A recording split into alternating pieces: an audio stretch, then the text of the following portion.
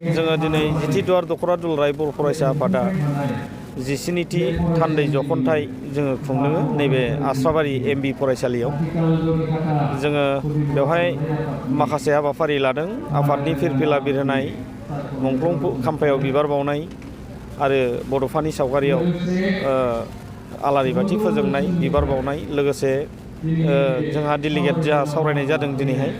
थान्दै मेल, आरो बे जोबखांनायनि उनाव दा जोङो सावराय मेल लादों बर' माहारियारि बादनि सायाव ओनसोलनि मेलेमजिबि आरो फरायसाफोरखौ लानानै। दा जोङो डेलिगेटआव दिनै सावरायबाय ओनसोलाव थानाय जिखिनि जोंनि जेंनाफोर दं, समाजारि जेंना, दिनै माने उन्दै बैसोआव हाबा जानाय, दिनै माने ड्राग्स बाहायनाय, उन्दै बैसोआवनो फेग्रा बेसाद बाहायनानै नोरजिया खालामनानै लानाय देहाखौ, लोगोसे बेबायदिनो गोबां माने हाबा जाखानाय फेमिलि गोनांखा न'खरफ्राबो बिदिनो माखासे गोहोमनि गेजेरजों दिनै माने न'खर बायनाय बेखौ जोङो नुनो मोन्दों। ओंखायनो बेफोर जेंनाफोर, जिखिनि समाजनि जेंनाफोर दङ,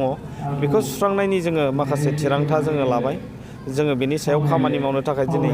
जोङो डेलिगेटआव थिरांथा लादों। लोगोसे ओनसोलाव जौगानाय लाबोनो थाखाय जिखिनि जोङो नाजानांगौ, बेनि थाखायबो जों माखासे हाबाफारि थांखिनानै थिरांथा लानानै जोङो दिनै बिथांखि लाबाय। दा जोङो ओनसोल हिसाबै जोङो गोग्लैसोनाय ओनसोल बे टेनदुवार ओनसोला, बे ओनसोलखौ जोङो जौगाहोनांगौबा, बे ओनसोलखौ जोङो माने गोगोम खालामनांगौ जायोबा जोंहा बेवहाय नारा नाथा जोंनि खामानि मावनाय, दुलाराय बर' फरायसा आफादनि खामानि मावनाया नांगोन। बेखौ नोजोर बोनानै जोङो जोंनि हान्जाखौबो, जोंनि दुलाराय बर' फरायसा आफादनि जि टिम, बे टिमखौबो जोङो स्ट्रं मोनसे टिम साखाफारा जानो थाखाय जोंहा मोनसे डिसिसन जोङो लानानै दोनदों। आरो जोङो इयुनाव जोंनि बे ओनसोलनि मोनफ्रोमबो जेंना जेंगोनाखौ लानानै सुस्रांनाय, लोगोसे जौगानाय लाबोनायनि हाबाफारि लानानै जोङो हाबा मावलांगोन। जोङो बेखिनिखौ दिनैनि थान्दै जख'न्थायाव सावरायनो हादों। बेयोथ' माने दिनै एवारनेसनिबो क्राइसिस जादों, जोङो बेखौ मोनदांदों। लोगोसे समाजाव जोंहा सोदांनांगौ दङ। जोंनि बैसो जानाय मानसिफ्रा सावरि बादालिनि नामावनो जा, हाबा खेराइनि नामावनो जा, जोङो माने बैसोनि फारागथिखौ दोनाबालानो खुला खुलियै लोंनाय जानाया बाराद्राय जादों। डिफारेन्सखौ दोननो हाबोआखै जे उन्दै बैसोआ जे माने फेग्रा बेसादखौ बाहायनो हाया, साइन्टिफिकेलि बियो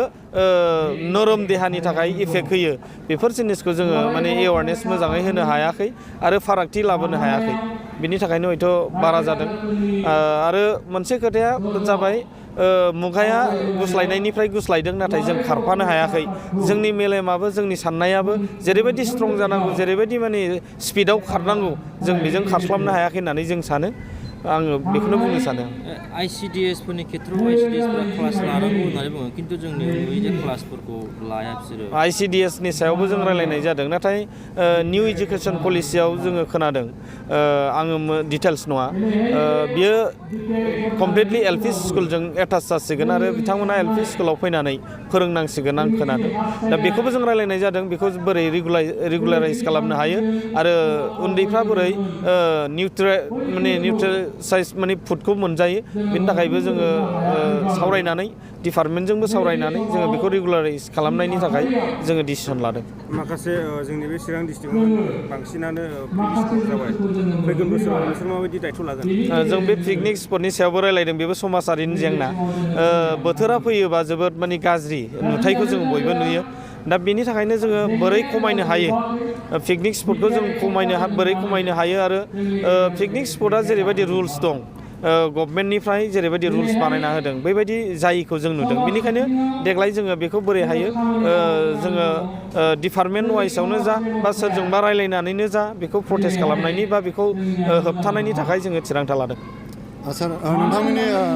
टेनदुवार, जोंनि टेनदुवार आनसलिकनि आन्दाराव जे दादगारिनि मोनसे बर' मिडियाम हाइ स्कुल दङ, बेवहाय फरायसाफ्राबो गोबां खमखौ नुनो मोनदों जों, आरो बेहाय फोरोंगिरिफोरनिबो माखासे गोनांथि जानानै दं। बे बेलायावहाय सार जोङो सावरायदों दादगारि दालाइसा दुलाराय बर' फरायसा आफादा बेखौ बिथांखि हिसाबै लाबोदों आरो सावरायनाय जादों नाथाय गुवारै सावरायनो थाखाय जोंखौ समा खाबु होआखिसै थेवबो जोङो जिखिनि हायो सावरायदों जोङो बेवहाय जिखिनि बिटिआर दफायाव दङ जोंहा भेन्सार स्कुलफ्रा प्रभिन्सियेलाइज जानांगौनि दा बे दफायाव जों लिस्टखौ सोनानै दङ आरो टिचार्स क्राइसिसनि सायाव जिखिनि जोङो डाटा लानानै आइएसजोंबो जिल्लाया रायलायदों जोंबो रायलायदों आरो बेखौ इयुनाव जोङो सरकार लाइनाव जोङो सिपजों रायलायनो होननानै थिरांथा लादों लाइमुथि एरियानि हिसाबै माने बेयो फारसेथिं रुनिकाटाजोंबो माखासे थायो खुंग्रिं दालाइसाजोंबो माखासे थायो जोङो बेखौ सावरायबाय जे जोङो गावसिनि जायगायावनो थांथारनानै जोङो अबे साइडआ रुनिकाटाजों सिथाबनानै थागोन आरो अबे एरियाया माने खुंग्रिंजों थागोन जों बेखौ रायलायनानै थिग खालामनानै होनो जों थांखि लाबाय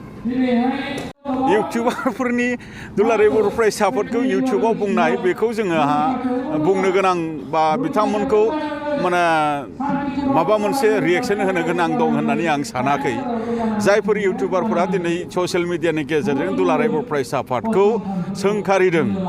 बिथांमोननि बैसोखौ नोंथांमोना एसे बिजिरनानै नाय जे बिथांमोना बेसेबां बैसोनि लाइमोन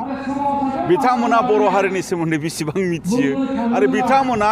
बर'नि आन्दलननि सोमोन्दै बेसेबां मिथियो बिथांमोना एबसुआ मानो जोनोम जाया बेखौ बेसेबां मिथियो आरो एबसुआ मा आइडिय'लजि आरो प्रिन्सिपालजों बोरै खामानि मावो आरो एबसुनि हिस्ट्रिया माबायदि एबसुनि हिस्ट्रियाव दिनै मा दिनै माने लिरनाय दङ नैबे बाथ्राफोरखौ बिथांमोना मिथिया हुसियायैनो हयथ' मालाबा सोरबाफोरा बुंदों खोमा दुलाराय बर' फरायसा आफादखौ खिन्थु जों बिथांमोनखौ बुंथारनो गोनां बेबायदि जोंहा गैया खालि बेनोबोल' जोंनि लाइमोनफोरखौ आं खावलायनो लुबैदों जे मिसगाइड जानो नाङा दिनै पलिटिकेल माखासे मटिभेटेड मानसिफोरा दिनै पलिटिकेल इन्ट्रेस्टनि थाखाय माखासे हान्जानि दैदेनगिरिफोरा राजखान्थियारि लाबालाबनि थाखाय दुलाराय बर' फरायसा आफादखौ मालाबा सोंखारिनोबो हागौ बा राजखान्थियारि आफादजों आफाद सोंखारिलायनो हागौ बखिलायनो हागौ दा बेवहायनो माखासे हाफ इनफरमेसन थानाय बा आद्रा रोंनाय आद्रा खौरां थानाय माखासे आद्रा थैथ' थानाय माखासे लाइमोनफोरा जायफोरा दिनै पलिटिकेल मटिभेटेडनि थाखाय लेक्सार होदों बेबायदि जुदि थांफायोब्ला निस्सय सोरबाफोर इउटुबार बिदि दङब्ला हयथ' मिसगाइड जादों खोमा होननानै आं सानो थारमाने दा बेखायनो आं बांद्राय बुंनो आं साना थारमाने सिखाव मानसिखौथ' दाखायत मानसिखौथ' पुलिसा हमगोनबो आरो बिथांमोनखौ जुदि बिदि रेड हेन्डेड जुदि बेबायदि जुदि मोनदोंब्ला माबायदि सिटुएसनाव पुलिस बिफाना एनकाउन्टार खालामदों आरो जाय एनकाउन्टार खालामजादों माबायदि सिटुएसनाव खालामजादों बियो इनकुवारिनि गेजेरजों ओंखारगोन दा बेखायनो माने जेबायदि माने मोनसे माने दाखायत टीमनिनो सासे सोद्रोमाया दिनै पुलिसजों गावथार जानाय माने मा होनदों जाथायखौ खौरांखौ जोंबो मोनदों जोङो दा बेहाय आङो मोनसेल' बाथ्राखौ आं बुंनो लुबैदों जे जोंनि लाइमोनफोरा सांग्रां जानाया गोनां लाइमोनफोरा गावनि न'खर दानायनि थाखाय सांग्रां जानाया गोनां गावनि भबिष्यत दानायनि थाखाय सांग्रां जानाया गोनां दिनै मा होनदों जोंनि लाइमोनफोरा दिनैनि समाव दाखायत टीमाव मालाबा गावखौ सोमब्रनो हागौ सिखाव खावनो थाखाय मालाबा नोंथांखौ सोरबाया दैदेनलांनो हागौ नाथाय लाइमोनफोरा एसे सांग्रां जानाया गोनां जे बेफोरबायदि दाखायत ग्रुपआव गावखौ मानो सामिल खालामनो गावखौ मानो साबमिट खालामनो आरो बेफोरबायदि दाखायत ग्रुपआव मानो गावखौ जइन खालामनो दा बेखायनो आं लाइमोनफोरखौ खावलायदों जे दिनै गावखौ लानानै एसे सिन्था जा हारिखौ लानानै एसे सिन्था जा न'खरनि बिमा बिफाखौ लानानै एसे सिन्था जा गावनि भबिष्यतनि थाखाय एसे सान फरायनाय बैसोनि जुदि लाइमोनफोरबा मोजाङै फराय आरो फरायनाय माबा मोनसे खारनाव हाफुङाखसै आद्रा जानानै थाबाय न'खरा माने फोरोंख'नो हायाखसै दिनै मा होनदों गाव गसंथानो थाखाय दिनै स्किल डेभेलपमेन्टनि बा स्किल राहानि थाखाय गोबां दुलाराय बर' फरायसा आफादाबो राहा लाबाय थादों आरो जों हास्लाबैखौ जोङो सरकारखौ नारसिननायनि गेजेरजों सरकारि माखासे स्किल डेभेलपमेन्ट माने डिपार्टमेन्टखौ बुंनानै जोङो स्किल ट्रेनिं होनायनि खामानिफोरखौ सरकारखौबो जोङो नारसिनबाय थानायनि गेजेरजों जायगा जायगा दिनै खालामबाय थादों दिनै साफ्रोमबो सरकारि हयथ' साख्रि मोनजोबनायबो नङा आरो सोरबाया सरकारि साख्रि मोननो लुबैयोब्लाबो सोरबाया मावनो गोसो जाया आरो सोरबाया माबा मोनसे खारननि थाखाय नाजायोबा मोननाय नङा नाथाय नोङो गावखौ दैदेननांगौनि थाखाय सरकारि आसुनि बा सरकारि माने साखरियानो जे बियो फाइनाल बे जानो नाङा दा बेखायनो रांखान्थिनि जुदि माने बेबायदि गोबांथार बेबायदि जेंना जेंसि बेबायदि जोङो बर' हारि हिसाबैनो जोङो मोगा मोगि जानांबोनाय दा बेफोरबायदि जेंना जेंसिखौ जोङो भबिष्यताव जोङो